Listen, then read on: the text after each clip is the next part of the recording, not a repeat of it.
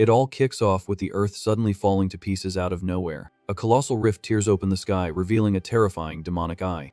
Just like that, the entire world is swallowed by a horde of monsters erupting from the depths of the ground.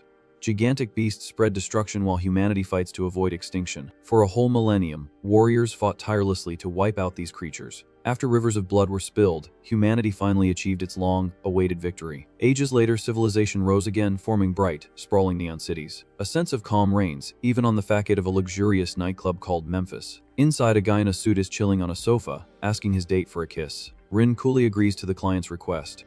Outside, a security guard announces he's heading in. Suddenly, a hideous abomination with a giant eye in its mouth appears out of thin air. The monster attacks violently, tearing apart everything in its path.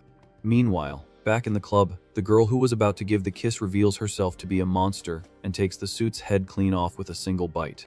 Blood splatters across the walls as the headless body drops lifelessly to the floor. Morning breaks in a quiet, tree-lined residential neighborhood. An old lady peeks at the commotion outside first thing in the morning. On the neighboring balcony, a man in a suit enjoys the fresh air while carrying some groceries. He notices his neighbor nearby. Fuma Akai politely introduces himself, explaining he just moved in, but the old lady just ignores him and slams her door shut. Feeling awkward, he walks into his own apartment, announcing he's home. Right at the door, his daughter Mitsuru pouts, complaining that she wanted a peaceful life in the countryside. Her dad scratches his head, explaining that he grew up in the country and always admired the hustle and bustle of the city. He advises the young girl not to say things like that at school, so she doesn't push away potential friends. Completely convinced, Mitsuru declares that someone as cute as her would never end up alone. Fuma glances at the time and panics, realizing they're late for her first day of school. Father and daughter sprint down the sidewalks, apologizing for bumping into people. They dash across the street, nearly causing an accident. Almost out of breath, the pair begs the guard not to close the front gate. The employee holds the gate to Rikahara School open as they arrive, apologizing once again. In the principal's office, Fuma bows over and over, begging for forgiveness for being late while the principal tries to calm him down. The man leaves, telling his daughter to pay attention in class. Mitsuru raises her hand, eagerly agreeing. But as soon as her dad turns his back, she mutters that with all his apologizing, he's going to end up with an embarrassing nickname. Over in class 1-2, the teacher announces the arrival of the new student. Mitsuru walks in with unshakable energy, giving her official introduction. She tries to win over the class by revealing she loves to cook, and is a super fan of the actor Tsuyoshi Kemochi. Nobody reacts, and a disturbing silence fills the room. To break the ice, the teacher starts clapping, encouraging the class to join in. In the back of the room, a few girls watch the new kid with a very hostile attitude. Our MC deflates instantly, realizing her reception was a total flop. The teacher just points to an empty desk and tells her to sit down. As she walks dejectedly to her seat, a shy voice calls out to her. Shinkai leans over her desk, confessing she's also a huge fan of the same actor. Mitsuru's eyes light up with excitement, having already made her first friend. Mitsuru's school life as a transfer student for the 5th time begins as a bird flies past the window.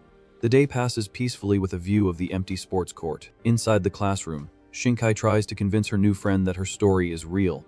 She warns her not to go near the school's storage shed, because skirts lift up on their own over there. According to legend, dozens of creepy hands burst from the ground, attacking the female students in the dark. Bored, Mitsuru rests her face in her hand, not believing a single word about ghosts. The conversation is cut short when the group of snooty girls approaches their desk. The green-haired leader arrogantly tells the new girl to go buy them some juice. Mitsuru sighs, lamenting that you find freeloaders everywhere. Losing her patience, our MC asks the queen bee who she thinks she's talking to. One of the followers slams her hand on the desk, outraged by the disrespect. Panicking, Shinkai steps in front, apologizing for her friend's attitude. The girl with glasses whispers that Ito's family is very influential, and it's dangerous to cross her. Giving in to protect her friend, Mitsuru stands up and asks what flavor they want. The trio of bullies shows their pure mean streak, loving the forced obedience. Time passes, and the school falls silent. Walking back with the bags, Mitsuru thinks that she'd never bow down to someone like this, if it weren't for the promise she made to her dad. A sudden thud immediately grabs her attention. Looking down the dark hallway,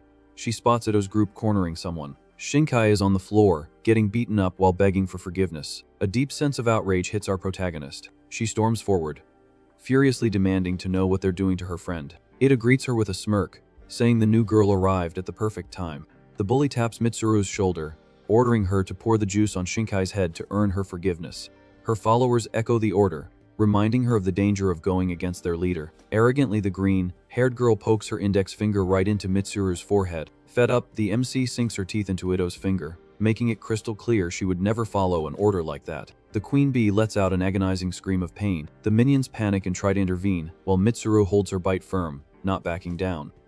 The whole mess ends up taking the group straight to the principal's office door. In the principal's office, the principal gives them a serious scolding, warning that causing trouble right after enrolling will result in expulsion next time. Fuma forces his daughter's head down into a bow, apologizing and promising to give her a stern talking to. Later, walking through the city streets, he asks what the whole fight was about. Calmly eating a snack, Mitsuru explains that her friend was being bullied. Hearing this, her dad reminds her that he'd warned her not to cause any trouble. Our MC apologizes with a blush, promising she'll do her best not to get expelled this time, but Fuma fires back, reminding her she said the exact same thing at her last school.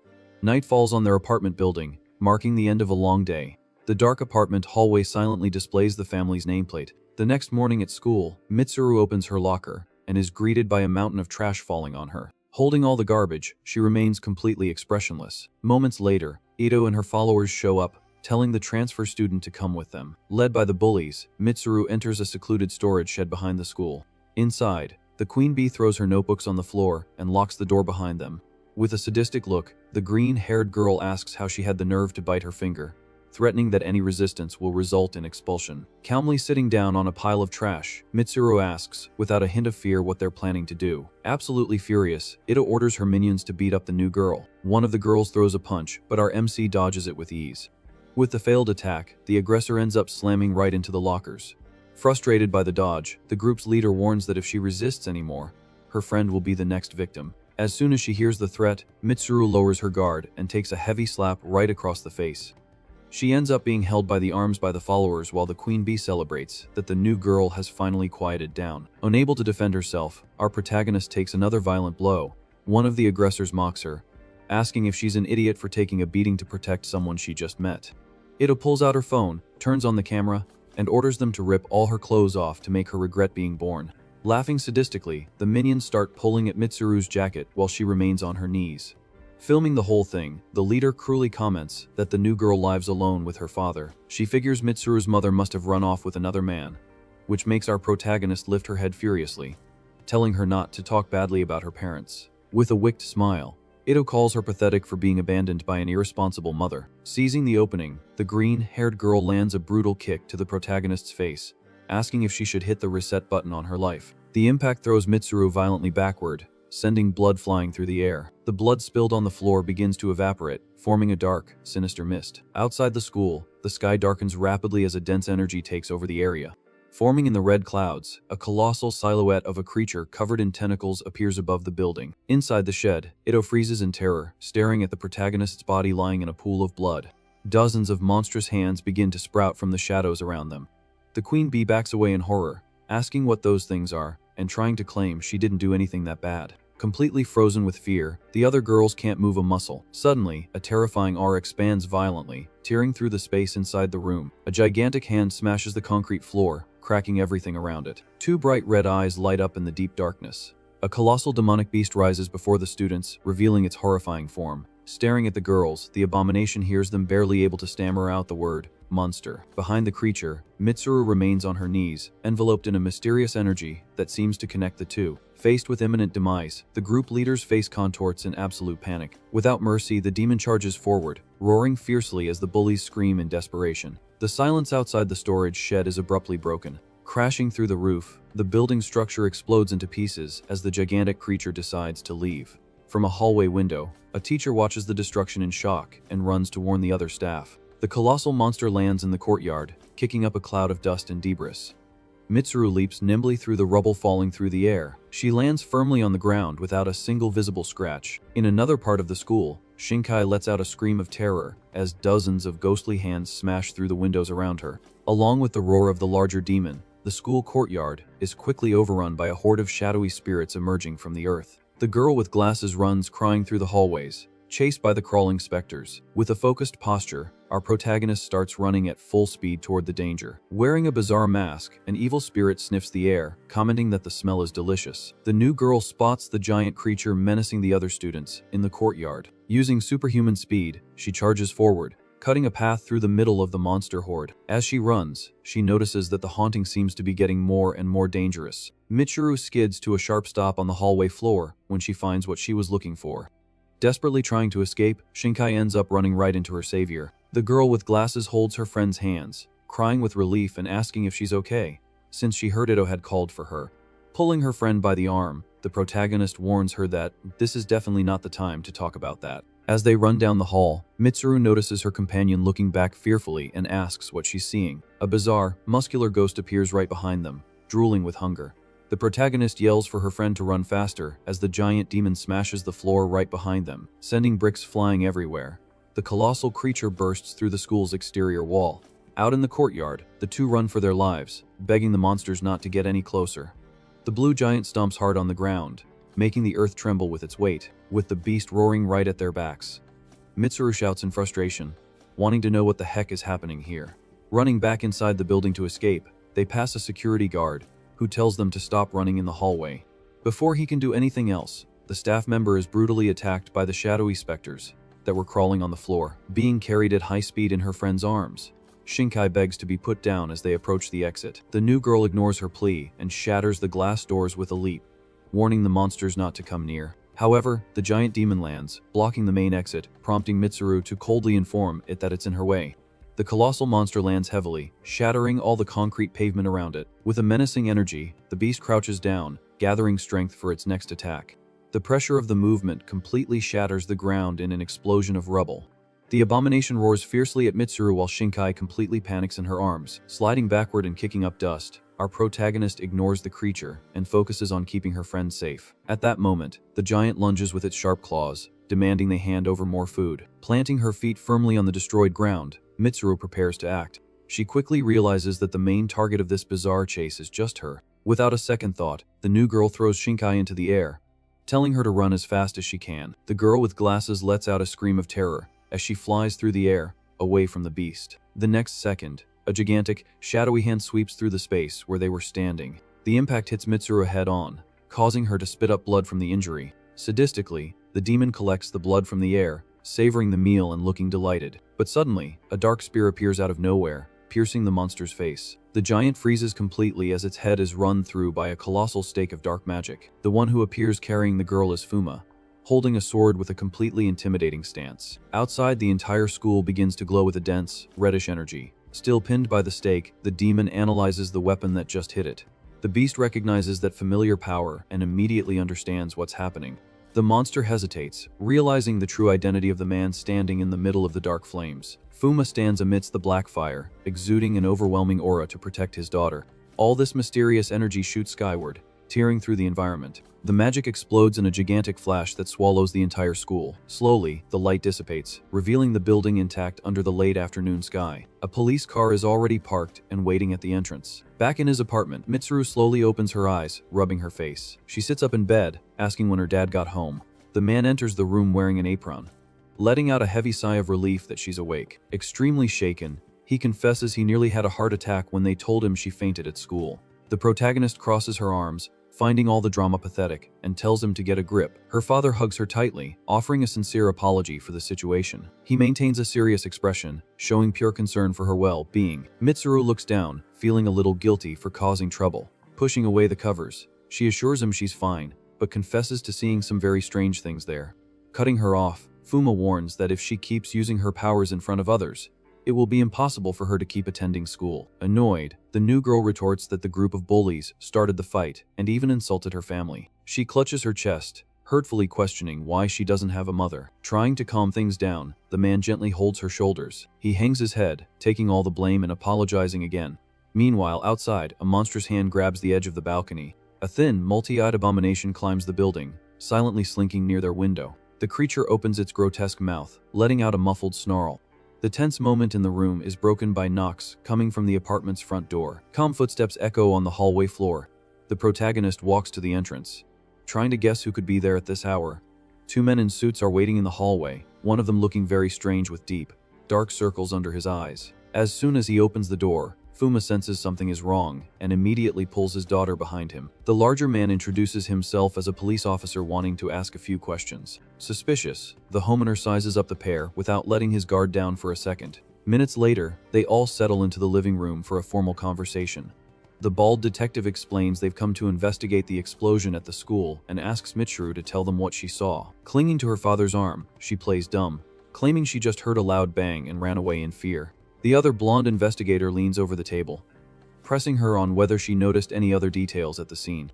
He gets closer and closer, invading the girl's personal space with a disturbing stare. On the sofa, his partner just watches, clutching his briefcase tightly. The protagonist sticks to her lie, firmly denying any other information. Persistently, the blonde man tells her to think carefully if she didn't witness anything scary, no matter how unreal it might seem. Fuma loses his patience and grabs the man's arm, demanding that he stop. The father warns in a threatening tone that the girl doesn't know anything and needs to rest. With a cynical smile, the visitor explains they're just trying to gather clues to catch the culprit. Without backing down, Fuma retorts, asking what makes them so sure the disaster was caused by a human. The bald detective senses the tense atmosphere and interrupts his partner, saying they're leaving now. The pair walks to the door, mechanically thanking them for their cooperation. At that moment, the father notices a dark aura leaking from the mysterious briefcase. He quickly concludes that those two reek of magical power and are definitely not real police officers. Before they leave, Fuma casually asks what happened to the blonde man's bandaged hand. He touches the man's shoulder, offering to help carry his things. The fake detective flinches, hiding the injury, and insists it's just a minor burn. The two visitors finally leave, walking down the building's exterior hallway.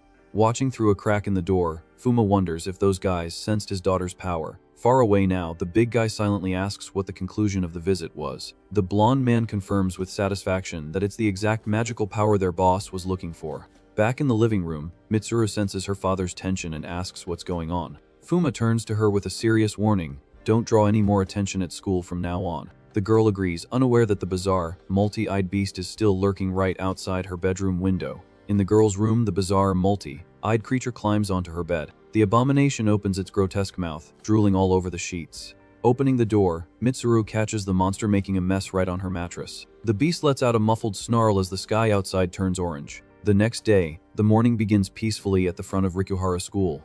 Mitsuru says goodbye to her father at the entrance, while he asks her one more time to try not to draw too much attention at school. Hurried footsteps echo across the courtyard moments later. Shinkai runs over, all excited, to say good morning to her friend. Just then, a charming man in a suit walks by them, catching the eyes of some nearby students. The girl with glasses tugs on Mitsuru's arm, wanting to know who that handsome guy is. In total shock, Shinkai hears the protagonist casually reply that it's her dad, as she thought he was her older brother. Awkwardly, the new girl explains that he works out a lot, which is why he looks so much younger. Time passes, and afternoon arrives at the school.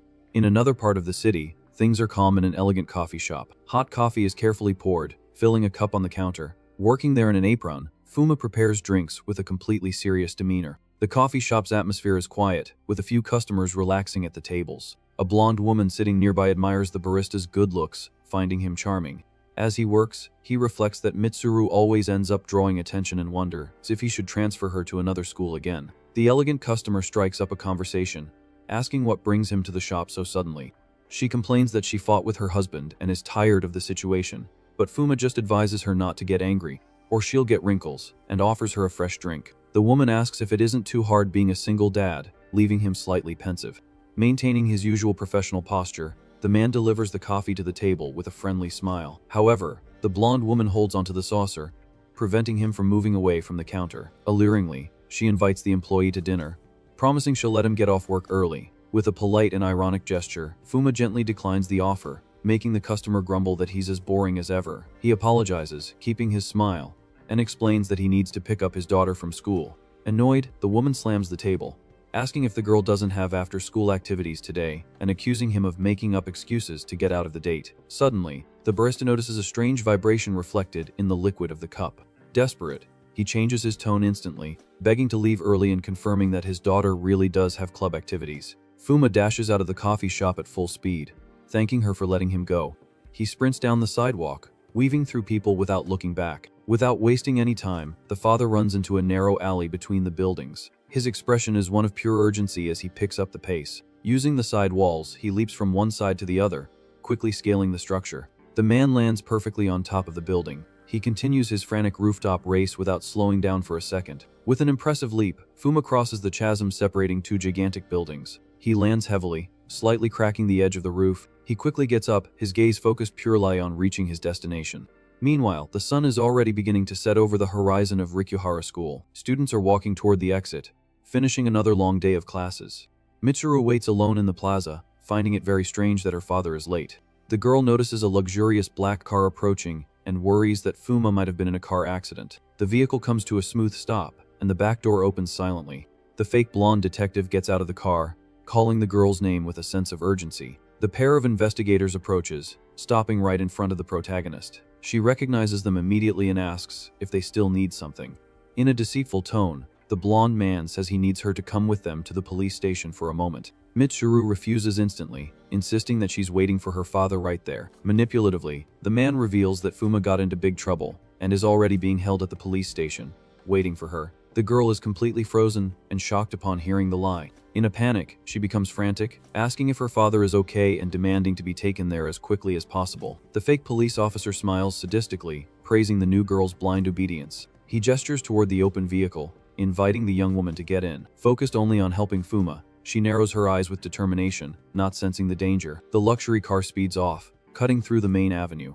They drive away from the school area, disappearing into the leafy neighborhood.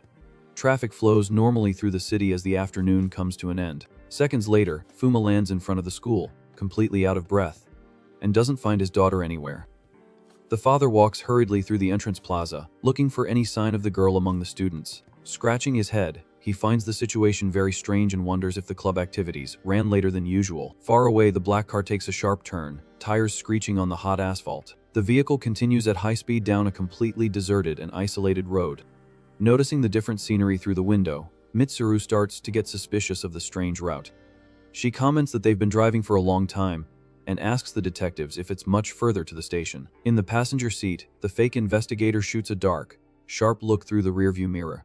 Sitting next to her in the back seat, the big guy prepares a cloth with a strange liquid as she asks about her father again. By surprise, the man attacks the girl from behind, forcefully covering her face with the damp cloth. Mitsuru struggles desperately, smelling the unbearable scent of ether invading her nostrils. As the protagonist slowly loses consciousness, the blonde man mocks his partner's actions, commenting that he chose a rather laborious method for a simple kidnapping. The aggressor retorts aggressively, asking if his partner has any complaints about his work. The man in the suit suggests it would have been easier to just knock her out with a clean blow, but a deafening crash violently dents the vehicle's roof. Tearing through the air like a meteor, Fuma lands brutally on top of the moving car, completely destroying the bodywork. In the back seat, the large kidnapper freezes in fear, feeling the crushing pressure of the attack. Furious, Fuma screams, demanding they return his daughter immediately. At that, the fake blonde detective tells his partner to grab the girl and keep moving. The car skids violently down the road, losing control completely after the impact. Sliding on the asphalt, the father brakes with his own body, trying to stabilize himself. He looks up, staring at the wrecked vehicle just ahead. Following his orders, the big guy runs off, carrying the unconscious protagonist on his shoulders. Desperate, the man shouts Mitsuru's name as he watches her being taken away. Without wasting a moment, Fuma takes a gigantic leap, heading toward the kidnappers. However, the blonde man in the suit grabs his ankle in mid-air, stopping his advance. With a strong pull, the fake investigator throws his opponent back to the ground. The man tells him to wait a moment, leaving Fuma completely surprised by his absurd strength. Landing softly on the dented car, the enemy warns the barista that he's not going anywhere. Dripping with sarcasm, the criminal complains that the vehicle was brand new and demands payment for the repairs. Completely annoyed by the provocation, the father clicks his tongue and lunges forward to attack. The two begin a frantic exchange of punches and kicks in the middle of the empty road. During the fight, Fuma blocks a heavy knee strike, feeling the pressure of the attack. The impact of the blow makes him slide back, dragging his feet on the pavement. The fake detective also retreats a bit, looking frustrated by the successful defense. The enemy praises his opponent's fighting skills, but the father soon notices a dangerous move. Quickly drawing a gun, the blonde man points it directly at his target, telling him not to move. Maintaining an unshakable posture in the face of danger, Fuma states with absolute certainty that they are definitely not from the police. With evident fury, he demands to know who the hell this guy is. Ignoring the question, the kidnapper celebrates the situation, stating that his master will be very pleased with this unexpected harvest. The protagonist is very confused, trying to understand who exactly the criminal is referring to. With no patience for riddles, Fuma runs at full speed toward the gunman, demanding to know Mitsuru's fate. Taking advantage of the frontal assault, the man in the suit fires several shots in a row. With extreme agility, the father dodges all the bullets, moving his body fluidly. The gunman is shocked to realize his enemy survived and is now right in front of him. Seizing the perfect opening, Fuma lands a brutal flying kick to his opponent's chest. The movement flows naturally as he lands, turning his body with the weight of the attack. With the violent blow, the fake detective is thrown far back, hitting the ground hard. Further ahead, his large partner hears the noise and glances over his shoulder at the commotion. Maintaining a frightening coldness, the man just watches his companion get the worst of it. Far away, the blonde man tries to get up from the asphalt, still staggering from the impact. Cracking his own neck, the criminal quickly recomposes himself, returning to normal. Fuma gets into a fighting stance again, realizing the man is quite tough. In a brutal dash, the enemy charges forward, destroying the ground with each step and reaching out for his target. The aggressor grabs the protagonist's clothes, preventing any chance of escape. In the same instant, he lands a devastating punch right into Fuma's stomach. The agonizing pain instantly knocks the wind out of the father. Continuing the combo, the kidnapper lands a side kick, sending the barista flying through the air. Savoring his advantage in the fight, the blonde man wipes his lips, focused on destroying his opponent. But Fuma manages to react at the last second, blocking the next blow and immobilizing the enemy's arm. Suddenly, the father's attention is stolen when the big guy's voice echoes through the area, calling for a Kai. His accomplice opens his briefcase, releasing a mass of those slimy creatures, and declares that the fight ends there. Shocked by the abomination,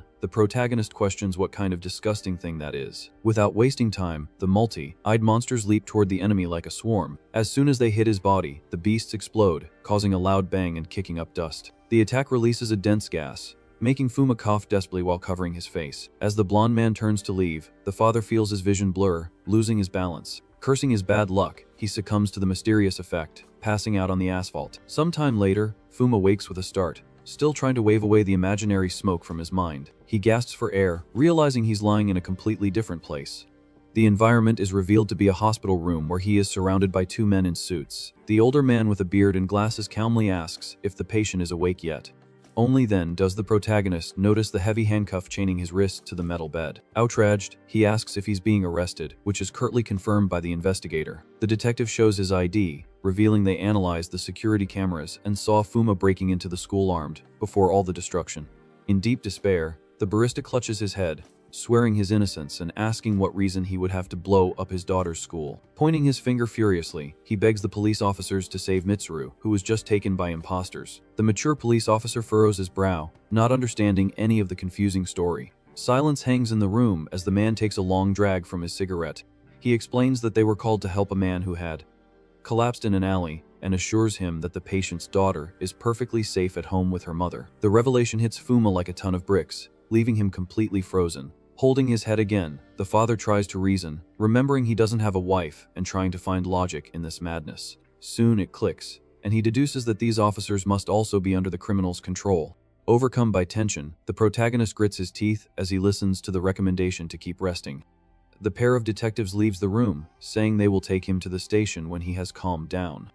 The patient is left abandoned in the solitude of the hospital room. Consumed by the urgency to act, Fuma crumples the bedsheet with force. He clenches his fist, determined to rescue Mitsuru no matter the cost. Meanwhile, in the hallway, the guards are relaxing, chatting distractedly near the door. Aware of the surveillance outside, the prisoner fixes his gaze on the large glass window. Fully dressed and free from his restraints, he stands up, eyeing the unconventional escape route. Without any hesitation, Fuma leaps from the building, diving toward the city to hunt down the kidnappers. Landing hard on the asphalt, Fuma breaks his fall with his hands.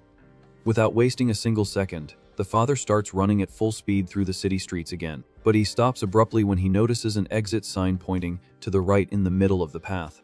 The protagonist finds himself trapped in a bizarre labyrinth of dead hedges and decides to follow the sign's direction. Hurrying around the corner, he continues running through the narrow hedge corridors. Exhaustion is already setting in when the barista comes face to face with another exit sign identical to the last one. Overcome by fury, he unleashes his black fire aura, making the energy explode around his body. Analyzing the strange environment, Fuma concludes that he has been thrown into an alternate dimension. Desperate, he screams Mitsuru's name at the top of his lungs, as the echo reverberates off the distorted buildings. In another part of this bizarre place, the two kidnappers walk calmly toward an abandoned factory. The big guy carries the protagonist, still completely unconscious, on his shoulders. Entering the dark and empty warehouse, the pair approaches the center of the area. Without the slightest care, the henchman throws the girl's body hard onto the concrete floor. With a submissive posture, the man announces that they have brought the tribute as ordered. The fake blonde detective makes an elegant gesture, offering the young woman to a mysterious figure covered by a cloak. Full of pride, the kidnapper guarantees that this merchandise is of the highest quality and very rare to find. The cloaked creature ignores the compliment and asks why the blonde man's clothes are so tattered. Revealing its grotesque, multi-eyed face, the abomination asks if they ran into any kind of trouble on the way. The big guy hesitates for a moment, showing slight nervousness at his master's questioning. At that, the fake investigator plays down the situation, claiming it was just a small, already resolved setback. He assures him that the meddler who tried to steal their prize is locked away in that space and will never get out. Far away, the distorted landscape of the alternate dimension continues to isolate Fuma from the real world. The barista reappears on his knees on the floor of a hospital room, completely frustrated. Reflecting on the trap, the father understands that the only way to escape that place is by finding a spatial rift. He fixes his gaze on the closed door of the room, calculating his next move. In a feigned fit of rage, the protagonist lets out a terrifying scream, deliberately drawing attention. Outside, a group of doctors with monstrous appearances rushes down the hallway, asking what happened. The bizarre squad bursts into the room and is confused to find the patient missing from the bed. Strategically hidden on top of the doorframe, Fuma watches one of the doctors wonder where he went. Taking advantage of the enemy's complete distraction, the father launches himself from above, landing precise blows on the guards all at once. Giving no chance for a reaction, the protagonist pins one of the henchmen to the floor while beating up another. The fight continues swiftly, with Fuma landing a devastating punch right in the face of another monster. Finishing the quick cleanup, he lands a powerful side kick, knocking the last adversary away. With all the guards knocked out on the floor, the barista rushes through the open door of the room. Running down the hallway, he mentally apologizes to the unconscious patients and focuses on finding a quick way out. Fuma sprints at full speed through the empty facilities of that bizarre hospital. His footsteps echo on the smooth floor, right next to a sign indicating the emergency exit. Suddenly, the father skids to a halt, sensing a strange presence right in front of him. A chilling voice echoes through the corridor, calling the fugitive a patient. A horrifying doctor with messy white hair warns that he will not tolerate any mess in his own hospital. Facing the creature head-on, the protagonist keeps his guard up, noticing that the enemy located him easily. He replays the doctor's words in his head, finding it curious that he calls himself the owner of the place. Fuma quickly concludes that defeating this man in the suit is the best way forward. Without hesitation, the father charges at the monster, believing this will finally guarantee his escape. The macabre doctor just lets out a sadistic laugh, holding out his hand toward his opponent. Fuma is caught completely off guard and tangled in a sort of gigantic web that appears out of nowhere. The impact stops the protagonist's attack as he tries to understand what bizarre magic this is. Dozens of white, ghostly hands sprout from a flesh portal, trying to grab him from all sides. He unleashes his black flames, trying to break free by force as he's pulled into a pool of blood. Seeing the attack fail, Fuma grits his teeth in frustration, realizing his magic is useless in this space. Cursing with hatred, the father sinks deeper into the red abyss, unable to fight off the monsters. Soon, he is completely swallowed by the sea of blood, disappearing into the darkness. In the blink of an eye, the protagonist regains consciousness, opening his eyes in a brightly lit room. The scene changes drastically, and he finds himself strapped to a surgical table, surrounded by several shadowy surgeons. Struggling against the metal restraints, Fuma demands to know what the heck is going on. A gloved hand raises a scalpel as the macabre doctor's voice scoffs at the question. The horrifying doctor approaches the patient, coldly announcing that he's going to cut him into little pieces. Tension fills the barista's face as he focuses all his strength on trying to break the chains. Preparing the sharp instruments, the surgeon tells the victim to relax, because the work will be done very slowly. One of the monsters brings the sharp blade very close to the patient's face, promising to start by taking out his eyes. With the scalpel inches from his own eyeball, the father decides to resort to his last option. Shouting with all the fury he has left, he summons the presence of his main weapon. Far away in the outside world, a metallic glint appears atop the city's buildings, answering the call. Tearing through the winds like a missile, the mysterious object travels at extremely high speed. The weapon breaks through dimensions and smashes through the side of the hospital building with a deafening impact. The crash startles the macabre doctors, who stop the surgery to stare at the destroyed door. Without a trace of fear on his face, Fuma declares that this time, the monsters are the ones who will be diced. A colossal black katana blasts through the wall of the operating room, sending debris flying everywhere. The giant sword spins freely in the air, emanating an overwhelming power. One of the fake surgeons notices the approaching blade and is shocked by the sight of the katana. The weapon floats right above the protagonist while the monsters desperately try to stop the counterattack. Slicing through the wind, the sword begins a brutal spinning motion, knocking away the creature's hands that were holding the victim. A trail of black energy follows the blade as it mercilessly accelerates through the room. In the blink of an eye, the katana slashes across the chief doctor's back, dropping him to the hospital floor. Fuma remains motionless on the surgical table while his sword massacres every enemy in the room. The katana spins, cutting through the air, and embeds itself heavily in the floor. With the impact, the metal straps holding the protagonist are completely shattered, freeing him once and for all. He quickly reaches out and grabs the hilt of his weapon. Fuma assumes an aggressive fighting stance, facing the macabre surgeon head-on. The monster's eyes widen in absolute terror at this turn of events. Far away in the real world, the kidnapper's car speeds along a mountain road. The vehicle takes the curves, its tires screeching on the smooth asphalt. They continue their frantic escape, cutting through the isolated forest. Inside the car, the fake blonde detective lets out a mocking laugh, celebrating that they succeeded in their mission again. Relaxing in the back seat with the briefcase, he grumbles that the girl's father was a very annoying brat. His large partner at the wheel nods in agreement, exuding satisfaction over the easy victory. However, the driver notices something strange and glances in the rearview mirror. Just then, a ghostly hand appears out of nowhere, touching the magic briefcase on the blonde man's lap. Back in the bizarre hospital, Fuma leaps with all his strength, preparing a devastating vertical slash with his katana. The fake doctor looks up in total desperation as he sees the blade descending toward him. With a brutal movement, the protagonist tears reality apart, shredding the monster and the entire scene around him. In the real world, the briefcase on the criminal's lap begins to crack violently under the touch of the mysterious hand. The fake investigator is completely shocked to see the object explode, releasing a pool of blood. Tearing through the dimension from the inside out, Fuma emerges in the back seat, driving his sword right into the kidnapper's shoulder. The man in the suit roars in pain as the car loses control, skidding across the empty road. Ignoring the chaos, the father glares at the enemy, demanding to know where his daughter is.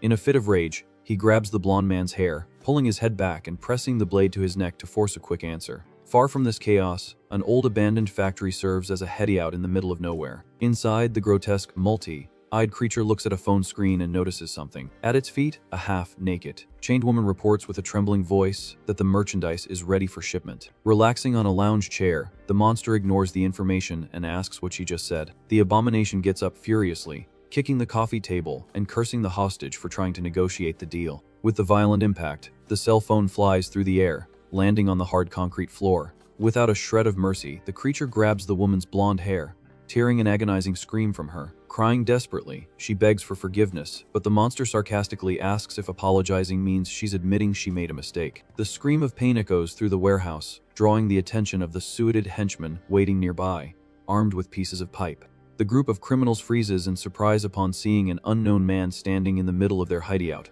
holding a giant katana.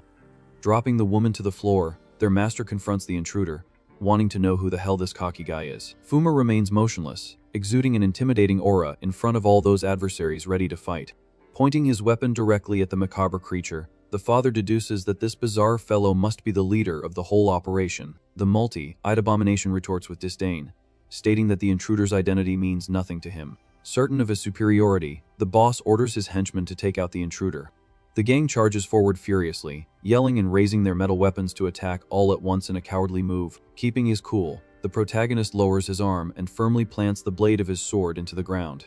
He raises his gaze with a dark fury, making it clear that he doesn't need to use his main weapon against trash like them. With an extremely fast advance, the barista lands a heavy punch on the first enemy, who tries to approach from the front. Keeping up the pace, he continues to dodge and counter, attack the aggressors in the middle of the crossfire. Giving no chance for defense, Fuma drives his fist right into another suited man's face, deforming his features with the blow. Just then, the big guy appears from behind, raising an iron bar to cowardly smash the protagonist's head. Acting on pure instinct, the father spins his body, grabs the attacker, and violently slams him onto the concrete floor. Having finished off all the henchmen in seconds, Fuma lifts his face, revealing an expression of pure hatred and exhaustion. The macabre boss widens his dozens of eyes, panicking completely as he sees his army so easily defeated.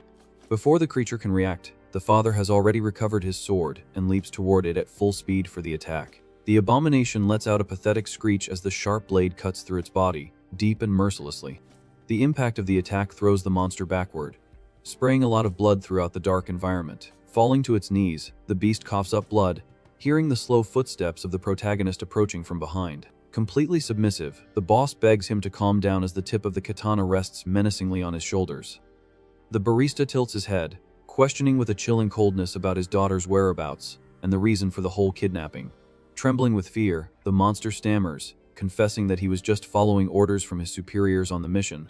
Furious with the lame excuse, Fuma drives the sword into the creature, screaming and demanding to know the name of the mastermind while it roars in pain. Holding a bizarre object resembling a damaged eyeball, the abomination reveals the name of Lord Hyakume. The sun illuminates the destroyed facade of the abandoned factory, showing that the battle has finally ended. Inside the warehouse office, the protagonist types furiously on a laptop left on the desk, trying to find clues. Lying on the floor, the monster crawls, warning that this lord is an immeasurable entity from the spirit world, and that a human could never face him in combat. Ignoring the creature's threats, the father discovers that the system uses the dark web and grumbles that he urgently needs a password to access the information. He examines the papers scattered on the desk, concluding that the place served as a base for a large illegal trafficking scheme. Finally, in a dark room, Mitsuru remains unconscious, leaning against the cold factory wall. Relieved to have arrived in time, Fuma gently holds the girl's face, telling her it's finally time to go home and rest. Night falls over the city, illuminating the roof of the hideout, which is now completely silent. Calm footsteps echo on the warehouse's concrete floor, marking the arrival of a new presence. A man in a suit walks calmly, stepping right on the mutilated body of the multi-eyed creature that was beaten earlier. The carcass of the former boss lies lifeless in a huge pool of its own blood, in the middle of the hall. With his phone to his ear, the man informs his superior that all the henchmen at the location were completely exterminated by the intruder. On the other end of the line, the monstrous lord's voice explodes with rage, demanding to know if there were any survivors at the base. The informant spots the blonde hostage cowering in a dark corner and asks what should be done with her. Simply agreeing calmly with the response he receives. Completely traumatized and covered in sweat, the woman cries, unable to stop trembling in the face of the horrific scene. At that moment, the man pulls out a pair of long blades, twirling the tools between his fingers intimidatingly. He slowly approaches the prisoner as she desperately tries to figure out who was responsible for the whole massacre. Pressing the scissors to the victim's neck, the killer reveals that the culprit was an incredibly strong young man wielding a bizarre sword. Exuding pure evil, he lets out a sadistic laugh, savoring the woman's terror before carrying out his execution orders. The woman cries desperately with the blade against her face, begging for her life, and promising to tell everything she knows. But an agonizing scream echoes through the night, breaking the silence around the abandoned factory. Far from all this horror, Mitsuru sleeps peacefully under the covers in her dark room. The girl slowly opens her eyes, waking from a deep sleep. Sitting up in bed, the protagonist is completely confused, not understanding how she got back to her own home. Scratching her head, she tries to remember, recalling that the last thing she saw was the inside of a police car. At that moment, a delicious aroma fills the room, catching her attention. Fuma appears at the door wearing an apron and holding a plate of hot food, noticing that his daughter has woken up hungry.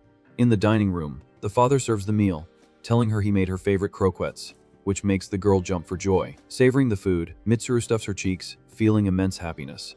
Watching the scene fondly, the barista tells her to chew slowly so she doesn't choke, but he soon changes his tone, telling the young girl to eat her vegetables too, but she pouts, complaining that she needs meat to grow. Casually eating, the new girl mentions that the tall police officers said her father was in trouble, which is why she got in their car. Completely outraged, Fuma points his finger, giving her a harsh scolding and asking how many times he's told her not to follow strangers. The girl turns her face away, sulking, and justifies that she only did it because she was extremely worried about his safety. Seeing his daughter's innocent intention, the man just lets out a tired sigh, setting his anger aside. He gets up, telling her to keep eating while he goes back to the kitchen to prepare another portion. At the stove, the oil sizzles in the pan, frying more golden croquettes. Taking advantage of the distance, Fuma answers his phone with a serious expression, confirming his identity to the person on the line. On the other end of the call, a cheerful voice answers in front of a computer with multiple monitors, calling the protagonist, partner. The mysterious contact enjoys a hamburger in his swivel chair, wanting to know the reason for the sudden call. Being direct, the father says he needs an urgent investigation and sets up a meeting at the coffee shop for the next day. Morning arrives, illuminating the facade of the cafe where the protagonist works. Behind the counter, Fuma watches the news on television, which reports the discovery of several bodies at that abandoned factory in the mountains. The report shows images of the location, stating that it was a gang war and that a woman was found in a deplorable state. The barista narrows his eyes suspiciously, noticing there is no mention of the two kidnappers, and concludes that someone very influential is covering up the situation. His thoughts are interrupted when someone taps on the counter, getting his attention for spacing out. A flamboyant figure wearing a short skirt and a tied-up blouse strikes an exaggerated pose, demanding a coffee right now. Completely shocked by the sight, Fuma spits out his own drink, not believing what he's seeing. He looks the bizarre customer up and down, asking who the hell this person is, while the visitor just giggles.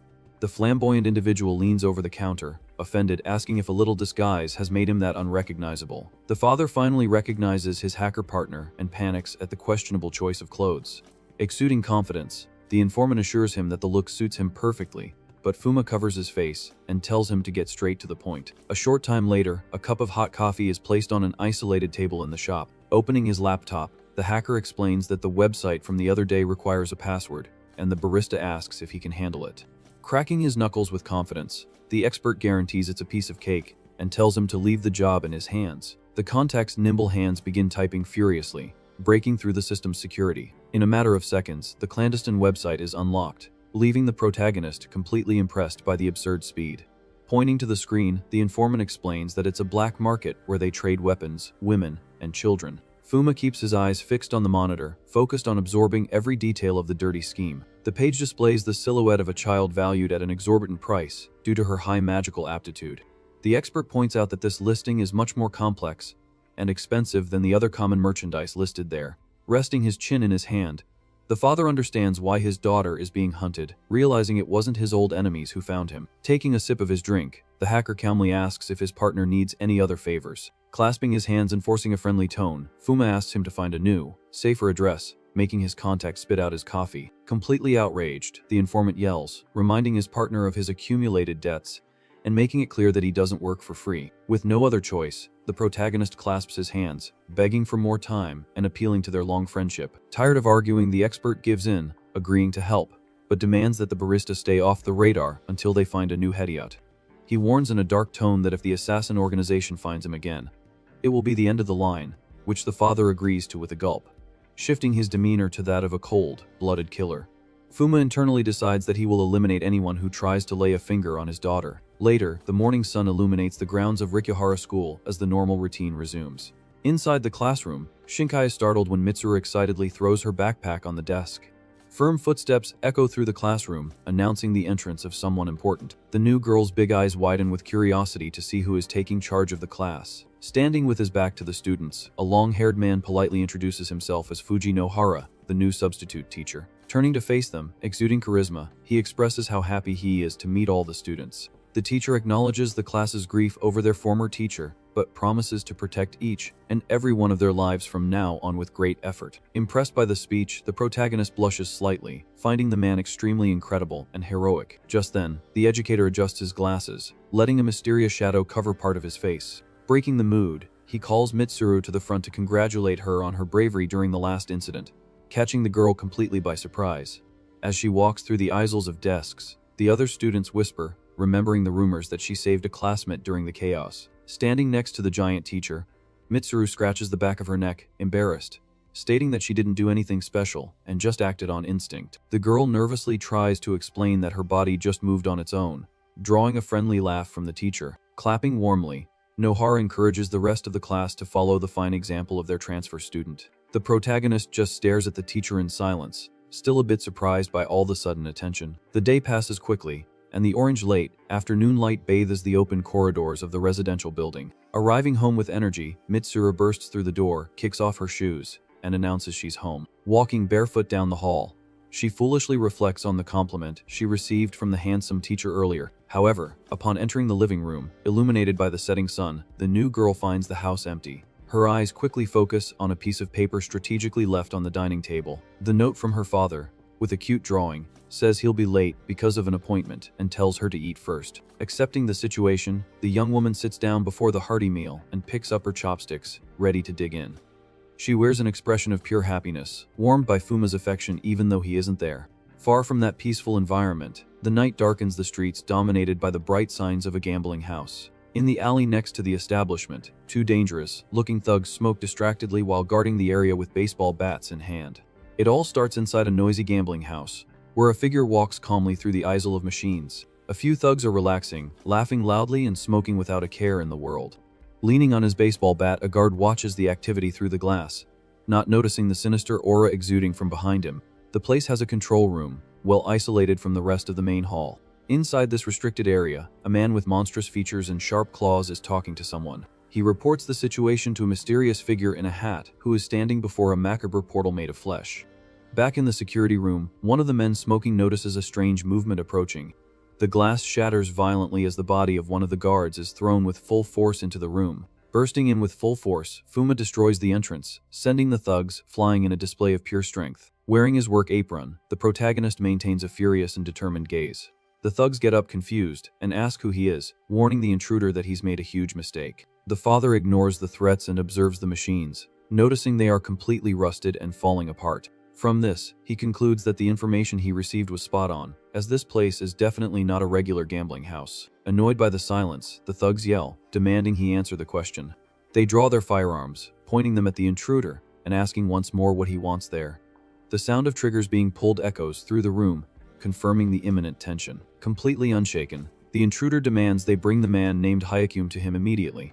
One of the thugs presses the barrel of his pistol right against the protagonist's forehead, mocking the request and telling him to apologize before getting lost. Suddenly, the criminal is shocked as he loses his weapon in a move too fast to follow. With crushing force, Fuma destroys the pistol with just one hand while staring down his adversary. Seeing the situation spiral out of control, the other thugs panic and open fire on the intruder. Sliding across the hall, the barista dodges every bullet with superhuman agility. Taking advantage of the opening in the enemy's attack, he draws his katana, maintaining absolute focus. In a brutal sequence, the father cuts down his adversaries in the blink of an eye, sending blood flying through the air. He continues his merciless advance, taking down the thugs with precise strikes. Completely desperate, the remaining guards fire relentlessly, trying to hit their target at any cost. An authoritative voice echoes through the room, demanding the mess stop and ordering everyone to lower their weapons. The protagonist immediately halts his attack, paying attention to the call. Standing at the top of the stairs, a well-dressed man asks the customer to have a little chat with him. The elegant man introduces himself as Shuichi, stating he is the manager of the establishment. The commotion moves from the hall straight to the door of the manager's office. Inside, Shuichi serves a cup of tea to his guest, apologizing for his subordinate's lack of manners. Fuma remains seated in silence with his sword resting on the floor, exuding pure suspicion. Settling into the sofa across from him, the man in the suit directly asks if the intruder is some kind of monster hunter. The father analyzes the situation, deducing that this man isn't the target he's looking for, but he's definitely part of the enemy organization. Suddenly, the protagonist's vision distorts, revealing the illusion of a skeletal monk standing right behind his host. The demonic creature exudes a macabre energy while holding a string of prayer beads. The intruder's eyes widen in complete shock at the sudden presence. Thinking he's going crazy, he rubs his own face, trying to focus his vision. When he looks back at the sofa, the specter has completely vanished, leaving him very confused. Unaware of the tension, Shuichi says that the guest doesn't necessarily have to answer the previous question. He comments that the display of strength outside was impressive, and that the intruder possesses the same dangerous aura as the hunters who usually inhabit the underworld. Keeping calm, the protagonist takes a sip of the hot tea, just listening to the speech. The manager tries to be diplomatic, assuring him that he doesn't want to create enmity with the hunter organization and offers to grant the young man a wish. Cynically, the man proposes a peace treaty, stating that neither of them will lose out if they don't interfere in each other's business. Placing the cup on the table, the father announces that he will reveal his wish. In the blink of an eye, he clenches his fists furiously, demanding the head of the faction's master. Shuichi's friendly expression immediately vanishes, replaced by a dark and hostile glare. Pointing a finger in the enemy's face, Fuma declares that he will only let everyone live if they give him Hyakume's whereabouts. The manager gives a wicked smile, concluding that the negotiation is over. Drawing a gun from his jacket, the man in the suit tells the intruder to die, calling him trash for not knowing his place. With sharp reflexes, the protagonist throws his body back as the bullet grazes past his face. Without giving him a chance for a second shot, the barista lunges over the table, drawing his katana in a lethal motion. The gleaming blade slices through the air, cutting the firearm and the manager's limb in a single devastating attack. The impact throws the man to the office floor as he roars in pain from the loss of his own arm. The door is kicked open by a new wave of thugs who invade the room, screaming to finish off the intruder.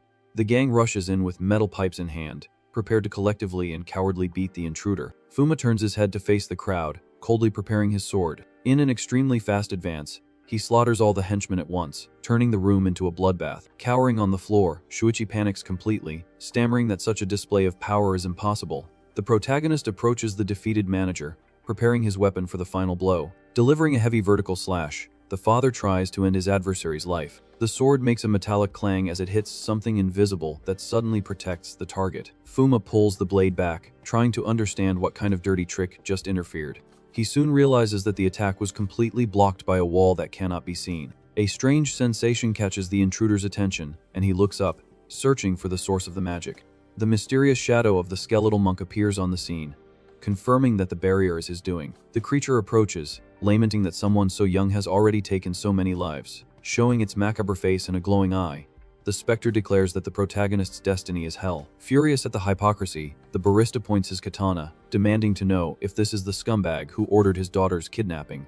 Ignoring the question, the monk heavily strikes his staff on the floor, while joining his hands in a mystical gesture. A dense, purple energy begins to leak from the floor, forming magic circles around the bizarre enemy. Cursed symbols float in the air as the abomination chants a dark and threatening incantation. The magic explodes, creating an overwhelming shockwave that tears through the entire office. Faced with such absurd power, Fuma's eyes widen as he gets into a defensive stance to withstand the imminent impact. Fuma stands firm in the center of the purple storm, fighting against the crushing gravity of the magic. All around him, the casino's henchmen are brutally crushed to the floor, screaming in pain as they bleed. With pure physical effort, the protagonist digs his feet into the floor to keep from being knocked down by the pressure. He lets out a low groan, gritting his teeth as the invisible force tries to crush him. Focusing all his energy, the father raises the katana with both hands and lets out a fierce cry. In an explosive motion, he brings the blade down heavily against the ground, causing a thunderous impact. The skeletal specter's fleshless face widens in shock, feeling the sudden interruption of its spell. With that, the magical barrier is completely shattered, breaking like glass around the monk. The spell loses its effect, and the ghost's body rapidly begins to turn into sparkling dust. Pieces of purple magic fall through the air as the intruder watches the danger end. The manager, Shuichi, is still on the floor, listening to his opponent complain that the barrier was annoying to deal with. The barista turns his gaze toward the defeated enemy, silently recalling the location of the monk's quarters. With a quick flick of his wrist, Fuma shakes his stained sword, flinging the excess blood onto the floor. He reflects coldly, admitting that the enemy faction is far more dangerous than he had calculated. Taking advantage of this distraction, Shuichi jumps up and runs desperately towards the office exit. Hanging from the windowsill, the manager sounds cold, concluding that the only chance of escape is to jump. He hesitantly peeks at the building's height, trembling at the imminent danger. Without giving the enemy time to flee, Fuma appears from behind and violently grabs his hair. With a strong pull, the protagonist throws the cowardly man back onto the office floor. The man in the suit coughs up blood as his chest is brutally crushed by the intruder's boot. Pressing his foot down firmly, the father states that he already knows about the faction schemes and demands the exact location of Hyakume. Faced with silence, he increases the pressure of his foot, completely ignoring the prisoner's pain. Changing tactics, Fuma offers to let the manager live if he reveals where the record book is hidden. The scene cuts to the nighttime facade of a huge industrial building belonging to Obayashi Chemical. In a dark alley of the facility, a male voice calmly reports that the area is clear. Two henchmen are on their nightly patrol, holding flashlights to light the way. Walking in front, one of the guards looks back and sees his partner collapsing unconscious on the ground. The guard spins around terrified, asking what happened, not noticing Fuma standing right behind him. With extreme speed, the intruder delivers a sharp blow to the back of the security guard's neck with the hilt of his katana. The thug's body drops to the pavement as the protagonist silently advances through the factory entrance. The defeated manager's memory echoes in Fuma's mind, challenging him to find the records at the suburban factory. Back in the present, the barista gently pushes the iron door to enter the facility. Through the crack, he observes an absurd number of armed criminals chatting in the warehouse. Near the entrance, two thugs are smoking distractedly until one of them notices the movement. The guard turns his head in surprise and comes face to face with the intruder already in an attack stance. The other guards are instantly on alert, yelling to know who the intruder is. Without wasting a second, the father charges forward, landing a devastating punch right in the first henchman's face. Taking advantage of the momentum, he draws his sword, its steel glinting under the warehouse light. In a clean and merciless cut, the protagonist slashes an enemy's chest, sending blood flying into the air. Grabbing the next one by the neck, he finishes the thug with another lethal strike from his katana. The commotion draws the attention of the rest of the gang, who yell orders to take down the intruder at any cost. Fuma launches a frontal offensive, running straight at the approaching armed crowd. Dozens more henchmen rush down the metal stairs, calling for reinforcements from all directions. Maintaining an unshakable posture, the barista glances over his shoulder, questioning if this was their entire army. Overcome by fury, he declares that he will crush every single one of them and launches a brutal spinning attack against the mass of enemies. With an acrobatic leap, the father slices one of the guards, splitting his body with precision. Landing firmly, he follows up with an upward slash, tearing through the next adversary's torso. A brute tries a cowardly attack from behind, but the protagonist immediately senses the threat. Like a flash, the intruder breaks through the defensive line, cutting down the entire group at once. The merciless bloodbath continues, with the barista decapitating several gang members at the same time.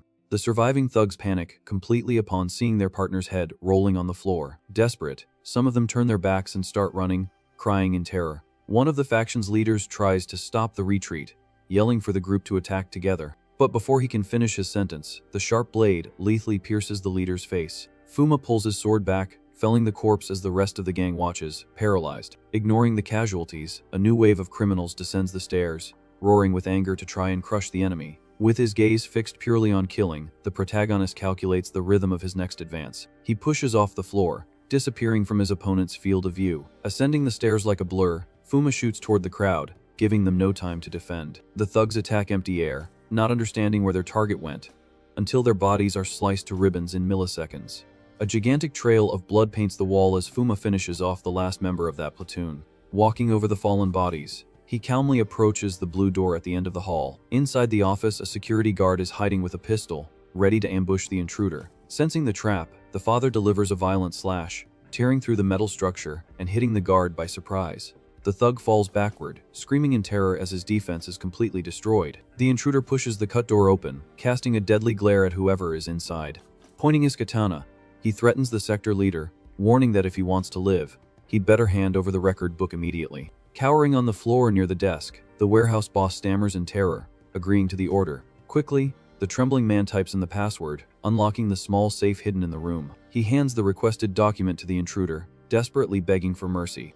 Flipping through the pages, the protagonist analyzes the macabre list detailing the human merchandise trafficked by the faction. Suddenly, a specific piece of information alarmingly catches his attention. The record shows a drawing of an eyeball, indicating that the next official delivery is called Blued Eye. Absorbed in reading the evidence, Fuma doesn't notice the warehouse boss silently drawing a gun. In an act of pure cowardice, the thug stands up and aims the pistol at the barista's head, telling him to just die already. Fuma delivers a lethal blow, smashing the safe and all surrounding objects to pieces with his katana. Analyzing the scattered documents, his gaze locks onto the record mentioning the delivery called Blued Eye. Fury contorts the protagonist's face as he quickly realizes this disgusting note refers to his daughter. Without any mercy, the intruder keeps his foot pressed firmly on the defeated thug's head against the floor. With the information he needed in hand, the father sheathes his sword and calmly walks toward the illuminated exit of the warehouse. Hidden in the darkness of the alley, the skeletal monk watches his target leave from the shadows. The macabre specter declares with a sadistic tone that the young man's fate is already sealed. At that moment, the barista senses a strange presence and suspiciously glances back. He stares at the deserted street illuminated by the lampposts, finding no sign of a threat. Trying to understand the feeling, the man just squints, finding the situation very suspicious. The day dawns sunny, highlighting the clean facade of Rikuhara School. In the school hallways, female students run excitedly, following instructions to wait outside for the health exam. In the midst of the hustle and bustle, Mitsuru lets out a gigantic yawn, showing extreme exhaustion. Shinkai hugs her friend from behind, affectionately asking if she didn't sleep well. Rubbing her eyes, the new girl explains that for some reason, she's been feeling incredibly sleepy lately. Inside the nurse's office, the doctor in charge crosses her legs and calls the next student on the list. The girl responds cheerfully, detaching from her friend and running into the room. Now before the professional, the young woman confirms her identity, while the woman checks her clipboard. With a very suspicious look, the doctor announces that the exam will begin and asks the student to take off her clothes. Mitsuru feels a bit awkward but agrees to follow the standard procedure. Outside in the silent hallway, the sound of the nurse's office door being locked echoes faintly. Moments later, the protagonist is already dressed and gives a little jump of joy upon hearing that the check-up is over. Completely innocent, she thanks the doctor for her time and walks toward the office exit. The woman exudes pure malice, assuring her there's nothing to be thankful for. The doctor then draws a large red circle right on the photo in the new girl's file, perfectly marking the target. The orange late afternoon light illuminates the exterior walkway of the residential building. In the kitchen at home, the father peacefully prepares dinner, stirring a pot on the stove. The protagonist reflects that the faction must have a meeting point to deliver the tributes and plans to set up an ambush there. But in the middle of his thought, he ends up tasting the food when it's too hot and burns his tongue with a start. The comedic moment is cut short when he hears the front door open and turns his head curiously. Mitsuru comes home, dragging her feet with exhaustion, and says she's going straight to bed, while Fuma promises to save dinner for her. Watching his daughter go to her room like that, the barista finds her behavior strange, as she is usually very energetic. He narrows his eyes suspiciously, feeling that something is very wrong. The next day, the protagonist arrives at the door of a huge training gym. Inside, a ring is filled with sweaty brutes exchanging punches during training. Wearing his usual apron, Fuma walks fearlessly right through the middle of the hall. The fighters immediately stop their training, staring at the intruder with great hostility. Tired of wasting time, the father maintains his cold posture and tells them all to come at him at once. The scene abruptly changes to a gigantic underground arena surrounded by a wild crowd. Inside the cage, a bald, muscular fighter advances, throwing heavy blows. The big guy lands a brutal uppercut right on his opponent's chin, snapping his head back. The audience goes absolutely wild, screaming for the fighter to finish the match without mercy. Consumed by adrenaline, the brute prepares his next attack, focusing all his fury. With a deafening impact, the fighter drives a punch into his opponent's stomach, sending the poor guy flying. The man lands heavily on the floor, knocked out, while the crowd cheers for the victory. The bald champion celebrates his victory sinisterly, but Fuma, watching from the edge, notices that the big guy's eyes look bizarre. Ignoring the tournament rules, the father leaps from above, invading the fighting arena. The big guy looks up, completely confused by the arrival of the unexpected intruder. Maintaining his coolness, the barista just smirks at the threat and pulls the hilt of his weapon. The fighter goes on alert as the protective cage is cut in the blink of an eye. Landing on the smooth floor, the intruder gets into a perfect fighting stance, holding his sword. Impatient with the audacity, the champion pushes off and leaps with all his might toward his adversary. The brute attempts a crushing overhead punch, but Fuma easily defends with his blade, warning that his opponent is being manipulated by the monk. The beast ignores the warning and unleashes a dizzying sequence of punches, making the air tremble around them. Taking advantage of a gap in the advance, the protagonist lands a heavy kick right in the giant's chest. But the blow has no effect, and the adversary continues to stare at his target, full of fury. Faced with such absurd resistance, the father slides back, dragging his feet on the floor to gain distance. The fighter gives no quarter and charges again, putting the weight of his body into the next blows.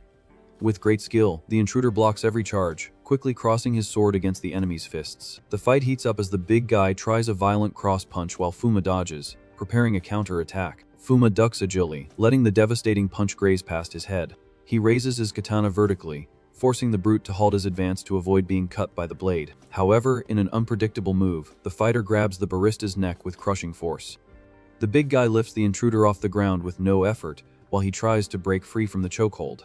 The lack of air begins to bother the protagonist, who grits his teeth, enduring the extreme pain. Far from the ring, the shadowy figure of the skeletal monk watches the massacre, hidden among the audience. Suffering in the grip, the father turns his gaze and spots the true enemy disguised in the crowd. The specter silently mocks him, confirming that it is in control of the entire trap. An overwhelming hatred takes hold of the intruder, who decides to stop playing with the puppet. With precision, Fuma grabs the muscular arm squeezing his throat. Using his own attacker as leverage, he delivers an acrobatic kick right to the giant's face. The violent impact breaks the brute's posture, sending him stumbling back as the protagonist frees himself in mid-air. The barista lands on the arena floor, sliding and already raising his weapon to continue the fight. Completely out of control, the fighter recovers quickly and charges, throwing another direct punch. At that moment, the father's eye gleams with a murderous fury as he prepares his sword to attack for real. It all starts with Fuma landing a brutal uppercut right in the giant fighter's face. With the devastating impact, the brute stumbles back screaming, complaining that his eyes were hit. High above in the stands, the skeletal monk watches everything, surrounded by a crowd of the faction's henchmen. The specter just lets out a mocking grunt at the defeat of its puppet in the ring. Without wasting time, the creature leaps back, disappearing into the darkness of the corridor. The protagonist charges at full speed with his katana in hand, demanding that the enemy wait. Chasing his target, he easily slashes through the decorative wall with his blade. The monk jumps over the wave-themed scenery while Fuma stays right behind him, giving no ground. Landing on the smooth floor, the father stops abruptly, realizing he has lost sight of the specter. Just then, the enemy's voice echoes through the area, saying that if he wants to save his daughter, he must go to the monk's quarters. The intruder narrows his eyes, paying close attention to the taunt. Alone in the empty scenery, he processes the information to decide his next move. The destination is revealed to be a bizarre dimension, with a giant red portal floating in a sea of blood. Right behind the structure, the Lord's true form manifests as a colossal abomination covered in tentacles and giant eyes. Facing the creature head-on, Fuma readies his katana, coldly announcing that he has finally found him. Fuma leaps at extreme speed toward the bizarre creature, shouting the monster's name. Delivering a devastating downward blow, the protagonist splits the red portal in two, along with the enemy's base. The structure's debris collapses into the sea of blood, raising a reddish wave. Far away, the school's doctor exudes pure malice, vowing that the target will not escape. The day remains bright and peaceful at the front of Rikuhara School. Inside the classroom, Mitsuru lets out a gigantic yawn, showing pure exhaustion. With no energy, the new girl slumps onto her own desk, just wanting to rest. The girl mutters softly, feeling a deep sense of unease taking over her body. Worried about the situation, Shinkai leans over the desk, asking if her friend is okay. The protagonist slowly turns her head, calling her classmate's name. The girl with glasses notices her friend's paleness, who tries to explain it away by saying she hasn't been sleeping well and is therefore always tired. Rubbing her face, the young woman complains that even her eyes are burning. Shinkai suggests she go to the nurse's office, but the new girl pouts, saying it's too much effort. She reveals she really dislikes the smell of disinfectant and confesses she's not a fan of the school nurse. Her friend is silent for a second and then offers Mitsuru a tissue to wipe the sweat from her face. Shinkai raises her finger excitedly, remembering that eating something sweet helps to relax. Handing over the snack, the student elicits an expression of gratitude from the new girl. Trying to cheer her companion up even more, the friend suggests they take a walk around the school. Mitsuru agrees to the idea immediately with great enthusiasm. She gets up from her desk, already feeling a little better with the company. In the empty nurse's office, the doctor silently watches the activity through the window. With a quick gesture, the woman pulls at the collar of her blouse, revealing a dark tattoo near her chest. Suddenly, the drawing comes to life, and a real bat detaches from her skin.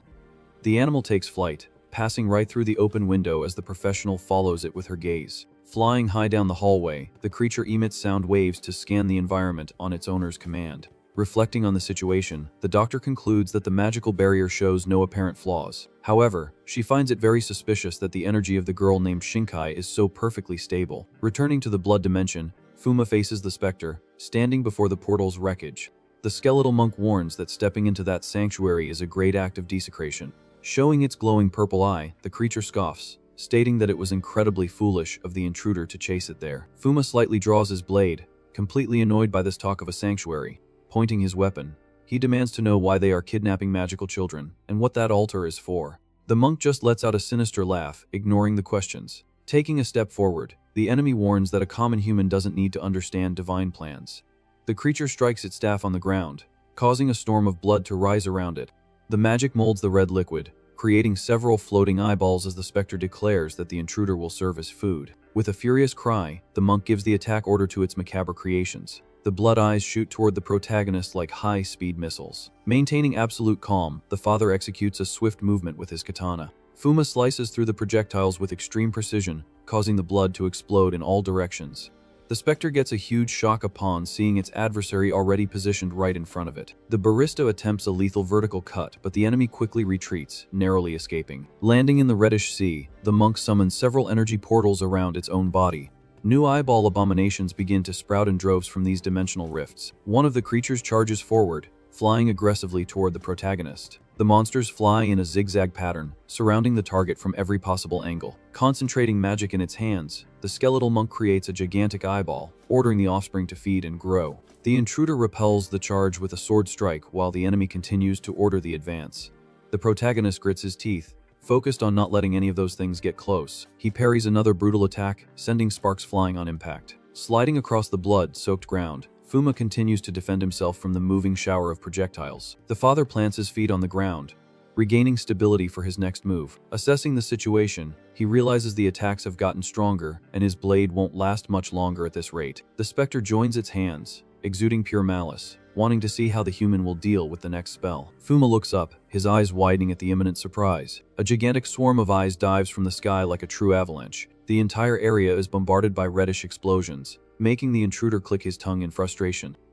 Running desperately across the platform, the protagonist tries to dodge the pillars of energy that are destroying everything. The sanctuary structure completely collapses while Fuma leaps, trying to escape the crossfire. Hiding behind his own blade, the barista sounds cold, concluding that he urgently needs to find a way to deal with long-range attacks. Sensing the imminent attack, Fuma leaps with his katana and concludes there's only one way to fight back. With a firm landing in the sea of blood, he prepares himself before the gigantic red portal. In a swift motion, the protagonist attacks the barrier of reddish crystals with his blade. Taking advantage of the debris in the air, the father understands he needs to use these pieces as his own ammunition. With that, he bats the fragments with all his strength, using his sword like a baseball bat. The sharp pieces shoot through the air at high speed, tearing through everything in their path.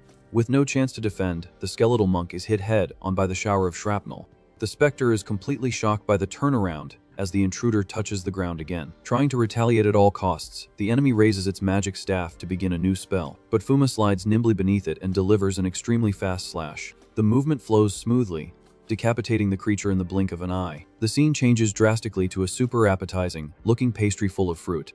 Savoring the sweet with great joy, Mitsuru's cheeks are full as she feels it's the best snack she's ever had. Sitting in the school courtyard next to her friend, Shinkai excitedly asks if the new girl is enjoying the cake. The girl with glasses asks if she's feeling better, which the protagonist confirms, praising the food's flavor. Taking another bite, Mitsuru confesses that just minutes ago she was feeling very nauseous, but now she feels great. Shinkai clasps her hands, relieved to hear that, and encourages her companion to eat as much as she wants. Looking at the sky, the new girl comments that she wishes her father would also make sweets for her from time to time.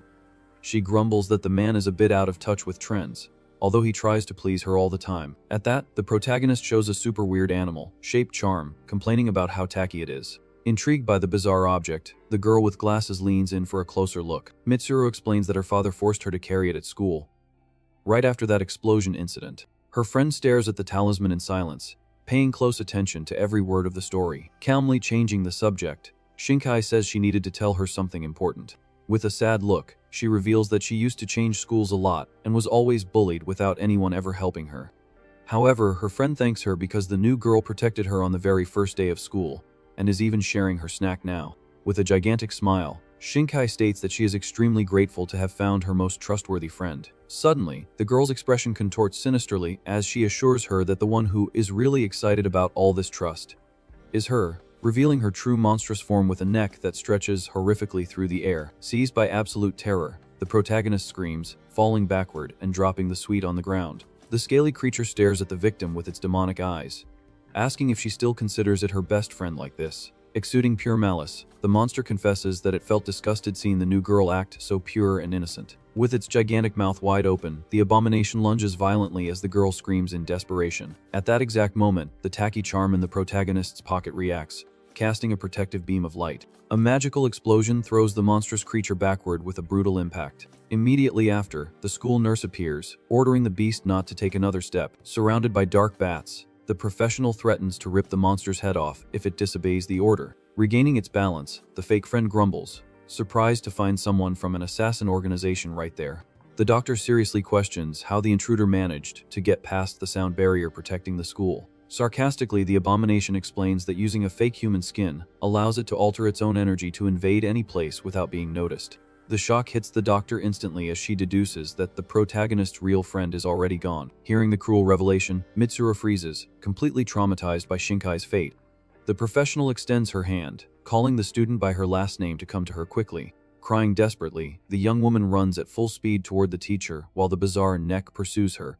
She cries, faithfully believing she will be safe from this nightmare as soon as she reaches the woman. Right on her heels, the scaly specter ironically asks if its prey really thinks she has any chance of escaping. Before she can reach the teacher, Mitsuru's body freezes, illuminated by a purple magic, as her fake friend declares that she won't let her get away.